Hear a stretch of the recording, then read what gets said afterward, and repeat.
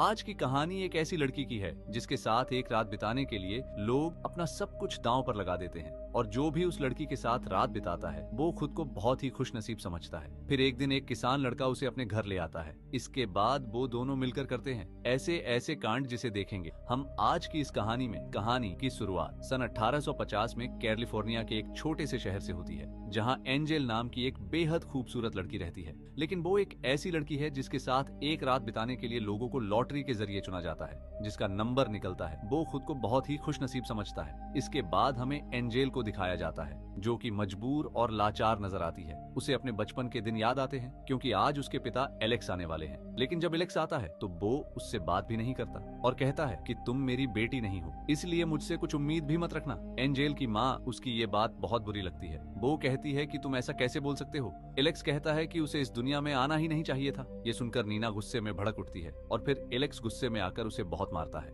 और इस तरह वो उन दोनों को हमेशा हमेशा के लिए छोड़कर चला जाता है। बट ये सब कुछ देखकर एंजेल रोने लगती है। नीना उसे समझाती है कि इसमें तुम्हारी कोई गलती नहीं है। एंजेल कहती है कि अगर मैं बीमार होकर मर गई तो वो वापस आकर तुम्हारे साथ रहेंगे। नीना कहती है कि ऐसी बातें तुम दोबारा कभी नहीं बोलोगी क्योंकि इन सब से तुम्हारा कोई लेना देना नहीं है। बहुत प्यार करती हूँ मैं तुमसे इस दुनिया में सबसे ज्यादा। अब सीन कट होता है और माइकल नाम के एक लड़के को दिखाया जाता है जो कि एक किसान है। माइकल बहुत ही मेहनती लड़का है। वो हर रोज गॉड को इस बात के लिए शुक्रिया अदा भी करता है और कहता है कि तुम्हारी दुआ से मेरे पास सब कुछ है। मैं अपनी लाइफ में बहुत खुश हूँ, लेकिन आज मैं आपसे अपना लाइफ पार्टनर मांगता हूँ ताकि मैं ये सब उसके साथ बांट सकूं। उसी दिन शाम को माइकल अपना माल बेचने के लिए शहर जाता है। माइकल अपने दोस्त से एंजेल के बारे में पूछता है। वो बताता है कि एंजेल इस शहर के पैलेस में रहती है और वो इस शहर की सबसे खूबसूरत और महंगी लड़की है जिसके साथ रात बिताने के लिए लाइन में लगना पड़ता है। ये सुनकर माइकल को अजीब लगता है, लेकिन फिर वो सोचता है कि इसका बैकग्राउंड भले ही कैसा भी हो, लेकिन मैं इससे ही शादी करूंगा। ये मेरे लिए एकदम परफेक्ट है। अब माइकल जब शहर से घर जा रहा होता है तो उसकी नजर एंजेल पर पड़ती है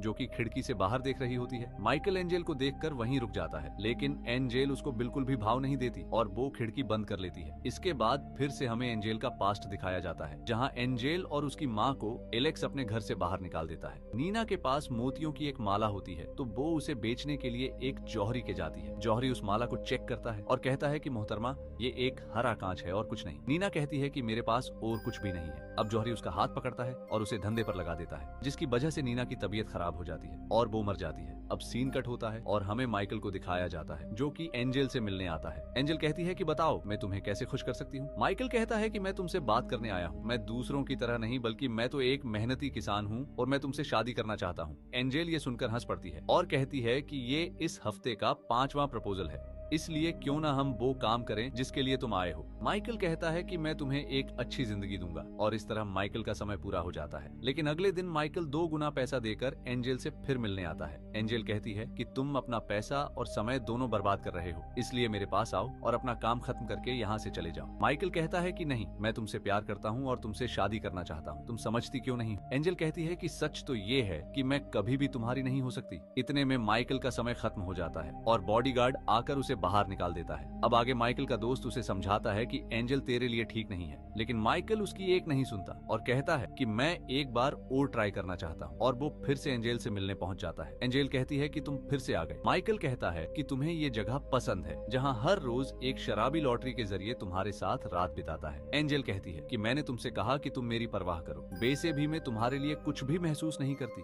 माइकल उसे बहुत समझाता है, लेकिन एंजेल है कि उसकी एक नहीं सुनती और इस तरह माइकल फिर से मायूस होकर लौट जाता है। कहानी फिर से एंजेल के बचपन में चली जाती है। जब एंजेल की माँ का निधन हो गया था तब जॉन नाम का जौहरी एंजेल को एक दूसरे शहर में ले गया था। वो उसे बेचने के लिए लाया था, लेकिन वहाँ काम करने वाली सेली नाम की एक लड़की जॉन से रिक्वेस्ट करती है कि इस लड़की को कहीं और ले जाओ, ये जगह उसके लिए सही नहीं है। लेकिन जॉन नहीं मानता और एंजेल को बॉस के कमरे में ले जाता है। थोड़ी देर बाद यहाँ का बॉस ड्यूक आता है। फिर जॉन कहता है कि इस लड़की को ले लो और मुझे मेरा पैसा दे दो। तभी ड्यूक के इशारे पर उसके आदमी जौहरी को मार देते हैं। ये सब देखकर एंजेल डर जाती है और ड्यूक कहती है कि अब से तुम मेरे लिए काम करोगी, और इस तरह वो एंजेल को डरा धमका कर रख लेता है। कुछ सालों में जब एंजेल बड़ी हो जाती है तो ड्यूक उसे इस काम में लगा देता है। एंजेल के दिल से अब डर नाम की चीज खत्म हो चुकी थी। उसे विश्वास हो गया था कि दुनिया के सारे मर्द एक जैसे होते हैं, लेकिन फिर भी वो मजबूर थी। अब एक दिन वहाँ पर एलेक्स आता है, लेकिन उसे नहीं पता था कि एंजेल उसकी बेटी है और वो एंजेल को लेकर कमरे में चला जाता है तो उसे अपनी सच्चाई बताती है, जिससे एलेक्स को एहसास होता है कि उसकी वजह से ही उसकी बेटी की जिंदगी बर्बाद हुई है और वो खुद को दोषी मानते हुए आत्महत्या हत्या कर लेता है। इसी बीच सैली एंजेल को कुछ पैसे देकर वहाँ से भागने में मदद करती है और जब ड्यूक ये पता चलता है तो वो गुस्से में सैली मार देता है। अब हम एंजेल को एक शिप पर बैठते हुए देखते हैं क्योंकि अब वो शहर से दूर जा रही है। उस शिप में कुछ और भी लड़कियां मौजूद थीं जो कि एंजेल से बातें करती हैं। लेकिन जब एंजेल दूसरे शहर पहुंचती है तो वो लड़कियां उसे पीटकर बेहोश कर देती हैं और उसके पैसे चुरा लेती हैं। इसके बाद डजस नाम की एक औरत ने उसे बचाया और अपने पैलेस में लाकर धंधे पर लगा दिया। अब कहानी फिर से प्रेजेंट में आती है जहाँ एंजेल की तबीयत खराब हो जाती है। उसके दोस्त के पूछने पर वो जवाब देती है कि मैं माइकल के बारे में सोच रही हूँ। अब मैंने तय कर लिया है कि मैं ये सब काम छोड़ दूंगी। अब वो डचेस के पास जाती है और अपने सारे पैसे मांगती है। डचेस कहती है कि पागल मत बनो, यहाँ से जाने के बाद तुम क्या करोगी? मैं तुम्हें अच्छा खाना, अच्छे कपड़े और रहने के लिए जगह देती हूँ। बाहर जाकर तुम्हें क्या मिलेगा? लेकिन एंजेल है कि उसकी एक नहीं सुनती क्योंकि उसने मन बना लिया था। वो कहती है कि मेरे पैसे मुझे दे दो। डचेस गुस्से में कहती है कि मैं तुम्हें कुछ भी नहीं दूंगी, जिस पर एंजेल को भी गुस्सा आ जाता है और वो डचेस पर चिल्लाने लगती है। एंजेल का ये बिहेवियर देखकर डचेस अपने गार्ड को बुलाती है और कहती कि इसे ले जाओ, इसे इतना मारो जिससे इसकी अक्ल ठिकाने आ जाए। इसके बाद वो गार्ड एंजेल को ले जाकर बहुत मारता है। फिर माइकल को सपना आता है कि एंजेल किसी मुसीबत में है। अगली सुबह वो पैलेस पहुंच जाता है जहां वो देखता है कि एंजेल की हालत बहुत खराब है। माइकल को ये सब देखकर बहुत गुस्सा आता है। वह डचेस से कहता है कि मैं एंजेल को यहाँ से लेकर जा रहा हूँ। डचेस कहती है कि एंजेल पर मेरा कर्ज है और जब तक वो मेरा कर्ज नहीं चुका देती वो यहाँ से कहीं नहीं जाएगी। अब ये सुनकर माइकल डचेस को एंजेल के कर्ज से 3 गुना ज्यादा पैसा दे देता है और एंजेल से कहता है क्या तुम मुझसे शादी करोगी? इस बार एंजेल हाँ कर देती है। अब माइकल रिंग पहनाकर उसे अपने घर ले आता है। मार की वजह से एंजेल की हालत बहुत खराब थी। वो माइकल से कहती है कि तुमने डचेस को बहुत सारे पैसे दे दिए। माइकल कहता है कि तुम उसकी परवाह मत करो, मुझे बस तुम्हें उस जगह से बचाना था। लेकिन एंजेल उस अंगूठी को वापस कर देती है और कहती है कि मैं ठीक होने के बाद तुम्हारा सारा कर्ज चुका दूंगी और यहाँ से चली जाऊंगी, पर मैं शादी करके किसी की गुलाम नहीं बनूंगी। माइकल उसकी ये बात सुनकर बहुत हंसता है और कहता है कि शादी करने से कोई गुलाम नहीं बनता। अब वो एंजेल को पहनने के लिए कपड़े देता है। एंजेल कहती है क्या ये तुम्हारी वाइफ के हैं? माइकल कहता है कि नहीं, ये मेरी बहन के हैं जो 1 साल पहले गुजर गई और अब मैं और उसका पति पॉल यहाँ रहते हैं। लेकिन इस समय पॉल दूसरे शहर में है। जब एंजेल उठने की कोशिश करती है तो वह हालत खराब होने की वजह से गिर जाती है। फिर माइकल उसका ख्याल रखने लगता है और इस तरह 3 हफ्ते गुजर जाते हैं जहाँ एंजेल अब ठीक हो चुकी थी। अब रात के समय जब माइकल उसे देखने आता है तो एंजेल उसे अपने पास बुलाती है और कहती है कि अब तुम्हारा कर्ज उतारने का वक्त आ गया है। और फिर वो माइकल से इंटीमेट होने को कहती है, पर माइकल उसे मना कर देता है और कहता है कि मैंने तुम्हें इसलिए नहीं बचाया था। मैं चाहता हूँ कि मेरे दिल में तेरे लिए जो एहसास है वो तुम्हारे दिल में भी हो और जब तक ऐसा नहीं होता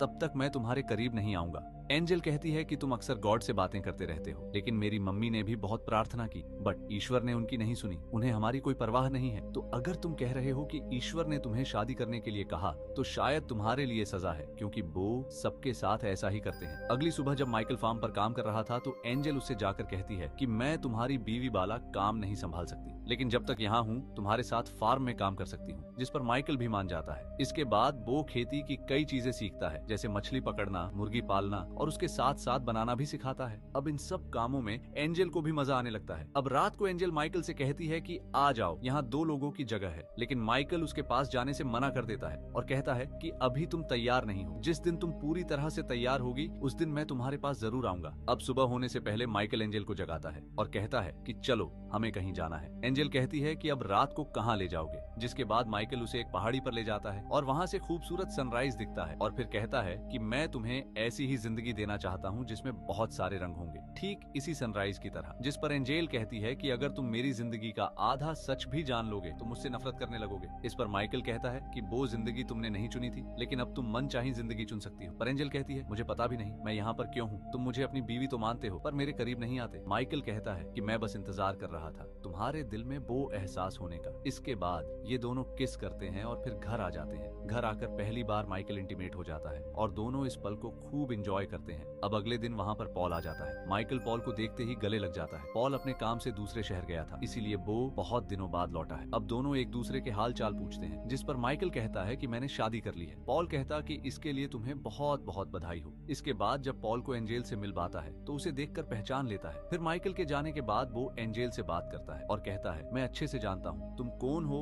और किस तरह का काम करती हो। माइकल बहुत ही अच्छा लड़का है, उसे एक बहुत ही अच्छी लड़की मिलनी चाहिए थी ना। एंजेल कहती है कि वो खुद मेरे पास आया था और उसने सब कुछ जानने के बाद ही मुझे अपनाया था, इसलिए अब तुम्हें भी एक्सेप्ट कर लेनी चाहिए। लेकिन पॉल नहीं मानता और फिर माइकल के पास जाकर एंजेल के बारे में सब कुछ बताने लगता है। कहता है कि वो एक बहुत ही घटिया लड़की है और एंजेल के बारे में उल्टा सीधा बोलने लगता है। तो माइकल गुस्से में एक पंच मार देता है और कहता है कि तुम मुझे अपना भाई मानते हो तो तुम्हें एंजेल को भी अपनी बहन जैसा मानना होगा। और फिर सॉरी भी कहता है और समझाता है कि तुम चाहो तो शहर जाकर एक नया बिजनेस स्टार्ट कर सकते हो, अगर तुम पर पैसे नहीं है तो वो मैं तुम्हें दे दूंगा। अब माइकल एंजेल के पास जाता है और कहता है कि पॉल कल शहर जा रहा है, बट मैं तुम्हारे साथ पूरी जिंदगी बिताना चाहता हूँ। मैं चाहता हूँ कि हमारे बच्चे हों और हम पूरी जिंदगी खुश रहें। पर एंजेल माँ नहीं बन सकती थी और ये बात अब तक माइकल को पता नहीं थी। अब अगली सुबह जब पॉल शहर के लिए जा रहा होता है तो एंजेल भागती हुई उसके पास आती है और कहती है कि रुको, मैं तुम्हारे साथ शहर जाना चाहती हूँ। पॉल कहता है कि इसका मतलब तुम माइकल को छोड़कर भागना चाहती हो। खैर मैं भी यही चाहता था क्योंकि तुम उसके लिए सही नहीं हो। अब ये दोनों एक सुनसान रास्ते के सहारे आगे बढ़ते हैं। चलते चलते इन लोगों को भूख लगने लगती है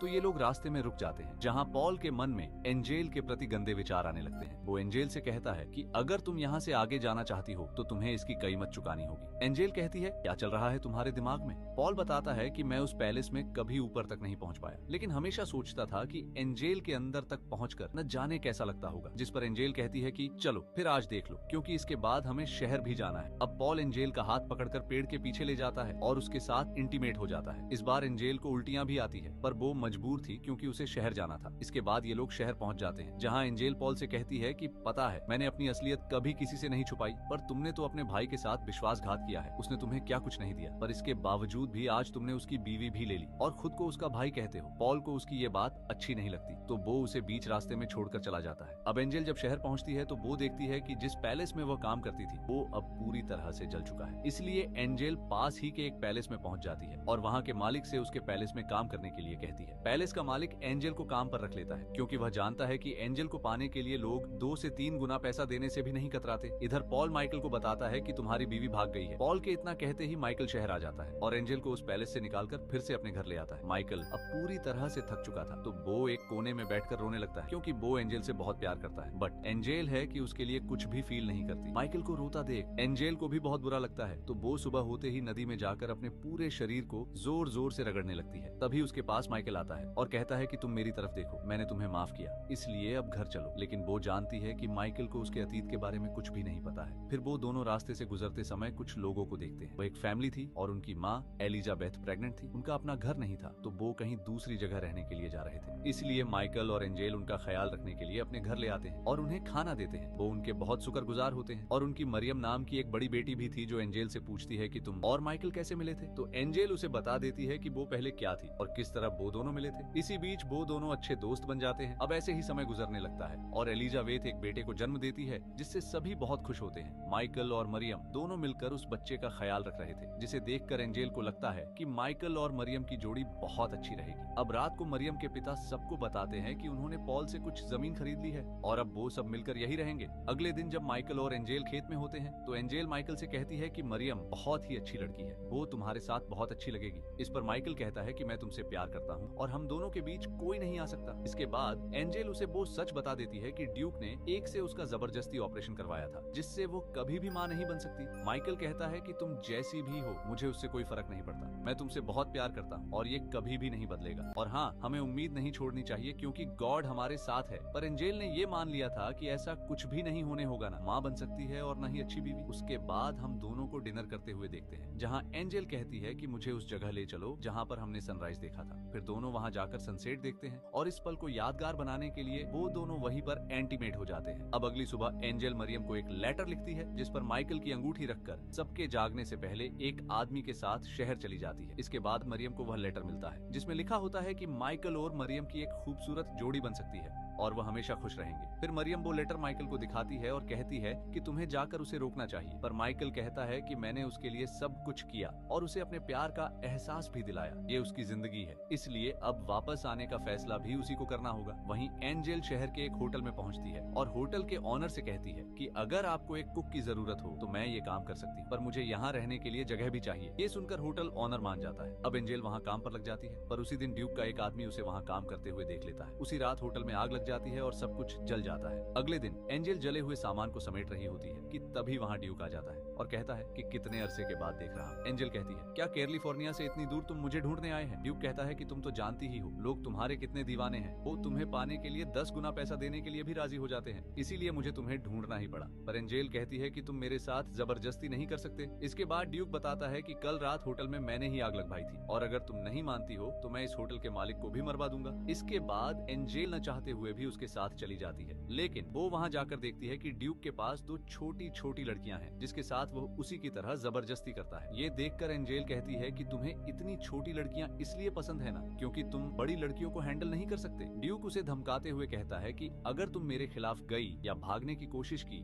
तो मैं तुम्हें मार डालूंगा, इसीलिए जल्दी से तैयार हो जाओ, मुझे तुम्हें सबके सामने ले जाकर दिखाना है। इसके बाद वो एंजल को स्टेज पर ले जाता है और कहता है कि ये मेरे पैलेस की सबसे खूबसूरत लड़की है, तुम चाहो तो इसके साथ सो सकते हो, बट उसके लिए तुम्हें मोटी रकम चुकानी होगी। वही एंजल पहली बार गॉड से प्रे करती है कि अगर आप सच में हो तो उन छोटी बच्चियों के लिए ही सही, पर मेरी मदद करो और मुझे सच बोलने की शक्ति दो। इसके बाद ड्यूक उसे सबके सामने खड़ा कर देता है, लेकिन एंजल स्टेज पर खड़ी होकर सब लोगों को बता देती है कि किस तरह से ड्यूक छोटी लड़कियों के साथ जुल्म करता है और साथ ही मैं अपनी कहानी भी बता देती है। ये सुनकर ड्यूक स्टेज पर आ जाता है और कहता है कि ये झूठ बोल रही है और स्टेज से जबरदस्ती एंजल को एक कमरे में ले जाता है और अब वह उसे मारने ही वाला है कि तभी ड्यूक का एक आदमी उसे धक्का देकर गिरा देता है, क्योंकि वह आदमी ड्यूक के क्रूर तरीके से तंग आ चुका था। इसीलिए वो एंजल को भागने के लिए कहता है। अब जल्दी से उन लड़कियों को उस कमरे से निकालकर भागने लगती है। ये देखकर सब लोग समझ जाते हैं कि ड्यूक सच में एक बेरहम इंसान है जो छोटी बच्चियों के साथ जुल्म करता है। इसके बाद सभी लोग भड़क जाते हैं और ड्यूक को चारों ओर से घेर लेते हैं और फांसी देकर मार डालते हैं। अब आगे इस घटना के 3 साल बाद का समय दिखाया जाता है, जहाँ पर हम पॉल को एक दूसरे शहर में देखते हैं। तभी अचानक उसे एंजल दिखती है, जिसका पीछा करते हुए वो एक स्कूल में पहुंच जाता है। अंदर जाकर इंक्वायरी करता है तो एंजल उसे मिल जाती है। वो एंजल से पूछता है कि ये सब क्या है और तुम यहाँ क्या कर रही हो? एंजल बताती है कि ये एक स्कूल है जहाँ मेरे जैसे अनाथ बच्चों को शिक्षा दी जाती है। ये सुनकर पॉल को बहुत अच्छा लगता है। फिर वो माइकल और मरियम के बारे में पूछती है, जिस पर पॉल जवाब देते हुए कहता है कि मरियम मेरी पत्नी है ना, कि माइकल की तुमने सोचा था कि अब वह दोनों एक हो जाएंगे, बट असल में मरियम माइकल को अपना भाई मानती है और वह अब भी तुम्हारा इंतजार कर रहा है। और हाँ, हो सके तो उस दिन के लिए मुझे माफ कर देना, मैं तुम्हारे बारे में गलत था क्योंकि मैं तुमसे नफरत करता था, मैं बहुत बुरा हूँ, मैंने अपने भाई को धोखा दिया। एंजल रोते हुए पॉल से कहती है कि मैंने तुम्हें बहुत पहले ही माफ कर दिया था पॉल। अब पॉल एंजल से कहता है कि मेरे साथ वापस चलो, माइकल बहुत मुसीबत में है, ये मेरा कार्ड है, मैं कल सुबह 4 बजे अपनी सवारी पर तुम्हारा इंतजार करूंगा। अब सुबह होती है और हम देखते हैं कि पॉल एंजल का इंतजार कर रहा होता है। काफी देर इंतजार करने के बाद जब एंजल नहीं आती है तो पॉल वहाँ से जाने लगता है। इसके बाद हम माइकल को देखते हैं जो कि अपने खेत की जुताई कर रहा होता है। तभी वह एंजल को देखता है जो कि वापस आ गई है। अब एंजल उसके पास आती है और उसे अपना असली नाम बताती है कि मेरा नाम सारा है, जो मैंने आज तक किसी को भी नहीं बताया, और अब मैं तुम्हारे पास इसलिए आई हूँ क्योंकि मैं तुमसे बहुत प्यार करती हूँ और मैंने जो भी तुम्हारे साथ किया उसके लिए माफ कर देना, मेरी वजह से तुम्हें बहुत तकलीफ हुई है। माइकल कहता है कि इन्हीं तकलीफों की वजह से हमें ये खूबसूरत पल मिला है, अब हम एक साथ हैं। अब वह अपनी माँ की रिंग, जिसे उसने अभी तक संभाल कर रखी थी, उसे एंजल को पहना देता है और उसे गले लगा लेता है और किस करने लगता है। इसके बाद हमें कुछ सालों के बाद का सीन दिखाया जाता है जहाँ माइकल फिशिंग कर रहा था। तभी वहाँ एंजल आती है और हम देखते हैं कि एंजल प्रेग्नेंट है और उनका एक छोटा बच्चा भी है, यानी कि अब एंजल ठीक हो गई है। और इसी के साथ आज की ये कहानी यहीं पर खत्म हो जाती है।